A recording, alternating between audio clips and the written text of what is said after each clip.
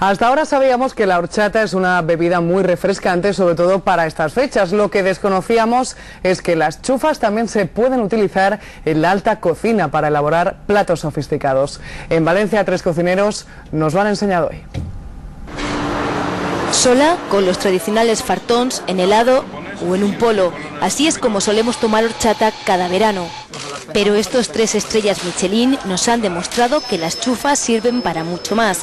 Hoy hemos visto hacer pulpo y arroz con horchata, sopa de chufas o gambas con praliné de chufas y algas al ajillo. Lo que hemos hecho es con las chufas macerarlas en un aceite con ajo y guindilla, confitándola a baja temperatura durante 24 horas hasta que este aceite se ha macerado y se ha transformado como si fuese el aceite de las gambas al ajillo típico, ¿no? Hay recetas saladas, pero también muy dulces.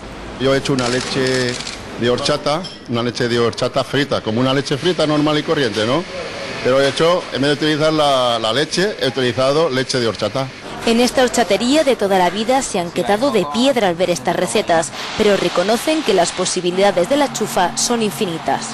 La horchata tiene muchísimos beneficios, sobre todo aporta minerales de cara al verano que con el calor se pierden muchísimo, tiene vitaminas, la C y la E sobre todo, hierro, magnesio.